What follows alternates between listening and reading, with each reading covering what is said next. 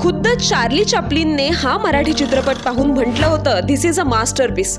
चित्रपट कोणता, दिग्दर्शक कोण ते सांगते. त्या मराठी माणसाचं नाव आहे व्ही शांताराम.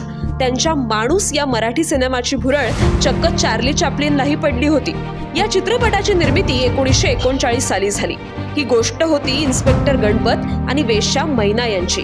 त्यात असं होतं की गणपत एका छाप्यातून मैनेला वाचवतो आणि तिच्या प्रेमात पडतो, पण मैना त्याला नकार देते. गणपत तिला वेश्या व्यवसायातून बाहेर पडण्यासाठी मदत करतो, पण ती काकाची हत्या करून तुरुंगात जाणं पसंत करते. हा चित्रपट काळाच्या खूप पुढे होता. हा चित्रपट पाहून खुद्द चार्ली चॅप्लिन यांनी या सिनेमाचं आणि व्ही शांताराम यांच्या दिग्दर्शनाचं कौतुक केलं होतं. त्यानंतर व्ही शांताराम यांनी मागे वळून पाहिलंच नाही. यानंतर त्यांनी हिंदी चित्रपट सृष्टी सुद्धा गाजवली.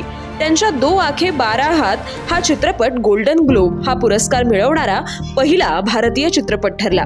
त्यांनी मराठीत प्रभात फिल्म कंपनी आणि हिंदीत राजकमल कला मंदिर नावाची चित्रपट निर्मिती संस्था स्थापन केली.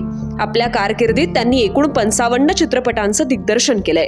आज त्यांच्या स्मरणार्थ भारतात व्ही शांताराम जीवन गौरव पुरस्कार दिला जातो. अशा महान मराठी माणसाची ही जागतिक गोष्ट नक्की शेअर करा आणि संवाद सेतूला फॉलो करा.